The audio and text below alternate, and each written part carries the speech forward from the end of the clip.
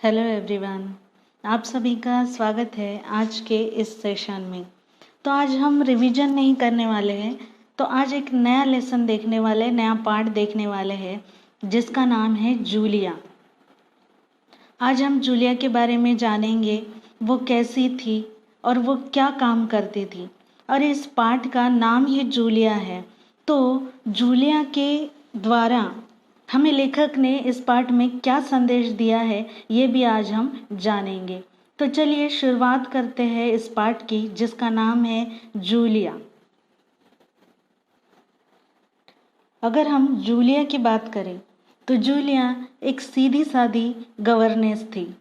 लेखक के घर में वो गवर्नेस का काम करती थी। और इस पाठ में लेखक ने जूलिया को इस बारे में बताया है कि ये जो संसार है या ये जो दुनिया है, इसमें किस तरह से जीना चाहिए और यहाँ पर कैसे लोग ही जी सकते हैं। तो चलिए, अंतोन चेखव ये इस पाठ के लेखक हैं। देखते हैं इनका परिचय। इनका जन्म 29 जनवरी 1860 तगानरोग, रूस में हुआ।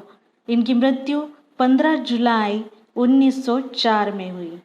अब परिचय देखते हैं। महान रूसी साहित्यकार अंतोन चेखव जी प्रसिद्ध कथाकार हैं और नाटककार भी थे। उनकी कहानियों में सामाजिक कुरीतियों का व्यंग्यात्मक चित्रण किया गया है। अब प्रमुख कृतियाँ: a dreary story, the wife उपन्यास है, Anna on neck, a bad business, the bird market, old age, Grisha आदि कहानी, इवानोव, द चेरी आर्चर्ड, ये सारे नाटक हैं उनके। देखते हैं अब गद्य संबंधी, पाठ संबंधी क्या बताया है। अब ये जो जूलिया जो पाठ है, इसकी विधा है एकांकी। और एकांकी का मतलब है कि इसका आकार बहुत ही छोटा होने के कारण इसमें एक ही कथा होती है। इसकी कथा व संवाद आदि से अंत तक रोचक और आकर्षक होते हैं। अब प्रस्तुत एकांकिका में रचनाकार ने दब्बूपन को त्याग कर अपने अधिकार और न्याय के लिए सजग रहने हेतु इस पाठ में जूलिया को प्रेरित किया है। अब शुरुआत में जो बच्चों की गवर्नेंस है, जिसका नाम है जूलिया वासिलदेवना, आती है। अब यहाँ पर जूलिया और गृहस्वामी इन दोनों का संवाद चल रहा है। जूलिया वासिलदेवना जैसे ही प्रवेश करती है, वो कहती है दबे स्वर में, आपने मुझे बुलाया था मालिक? गृहस्वामी कहते हैं, हाँ हाँ बैठ जाओ जूलिया, खड़ी मत रहो। जूलिया बैठती हुई, शुक्रिया। अब यहाँ पर आप देख सकते हैं गृहस्वामी है। गृहस्वामी कहते हैं जूलिया से, जूलिया मैं तुम्हारी तनख्वाह का हिसाब करना चाहता हूँ।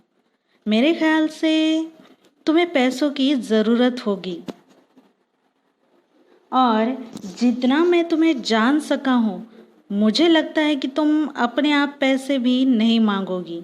इसीलिए मैं खुद ही तुम्हें पैसे देना चाहता हूँ। हाँ, तो तुम्हारी तनख्वाह 30 रूबल महीना तय हुई थी, है ना? जूलिया ये सारी बातें सुनती है और जवाब देती है बड़े ही विनीत स्वर में, जी नहीं मालिक, 40 रूबल। आपने 40 रूबल महीना तय किया था। गृहस्वामी कहते हैं, नहीं भाई, 30। ये देखो डायरी, पन्ने पलटते हुए, मैंने इसमें नोट कर रखा है। मैं बच्चों की देखभाल और उन्हें पढ़ाने वाली हर गवर्नेंस को 30 रूबल महीना ही देता हूँ। तुमसे पहले जो गवर्नेंस थी उसे भी मैं 30 रूबल ही देता था। अच्छा, तो तुम्हें हमारे यहाँ काम करते हुए 2 महीने हुए हैं, ठीक है ना? जूलिया फिर से दबे स्वर में, जी नहीं, 2 महीने 5 दिन। जैसे ही जूलिया जवाब देती है कि नहीं, 2 महीने 5 दिन हुए हैं। गृहस्वामी गुस्से में आ जाते हैं। क्या कह रही हो जूलिया? ठीक 2 महीने हुए हैं।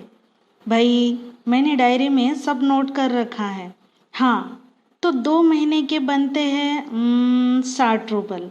लेकिन 60 रूबल तभी बनते हैं जब महीने में तुमने एक दिन भी छुट्टी ना ली हो। अब देखो, ऐसा है, तुमने इतवार को छुट्टी मनाई। उस दिन तुमने कोई काम नहीं किया, सिर्फ कोला को घुमाने के लिए ले गई हो। और ये तो तुम भी मानोगी कि बच्चों को घुमाने के लिए ले जाना कोई काम होता है। इसके अलावा तुमने 3 छुट्टियां और ली है, ठीक है ना? जूलिया कहती है, जवाब देती है बड़े ही दबे स्वर में, जी आप कह रहे हैं तो ठीक। और वो रुक जाती है और सोच में पड़ जाती है।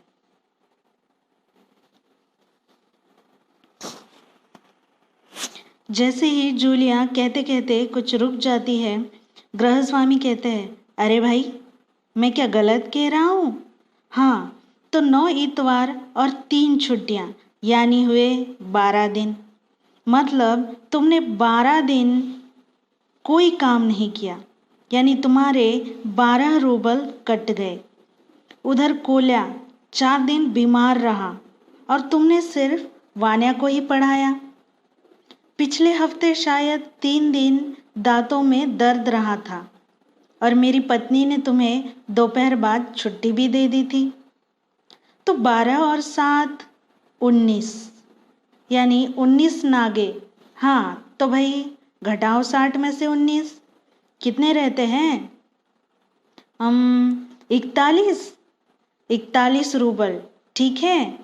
जूलिया कहती है, वो थोड़ा रुआसी हो जाती है, रोते ही स्वर में कहती है, जी हाँ।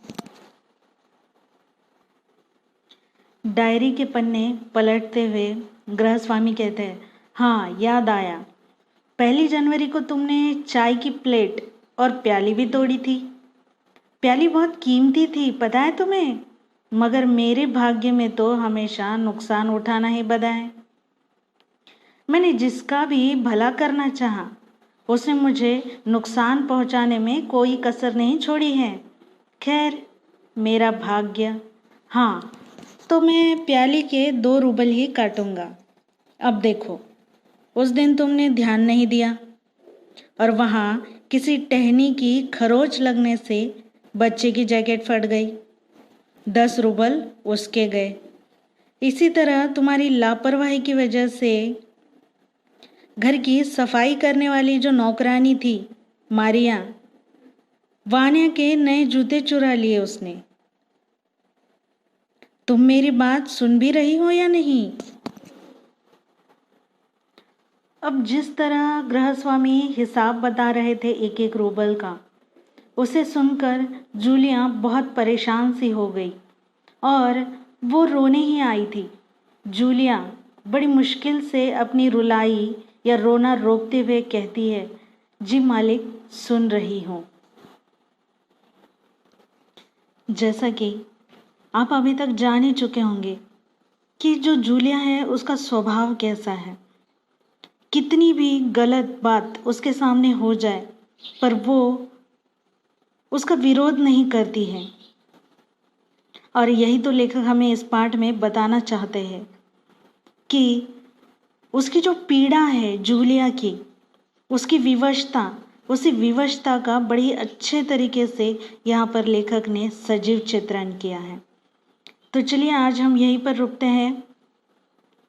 आगे की स्टोरी या आगे का जो पार्ट है वो अगले भाग में देखेंगे।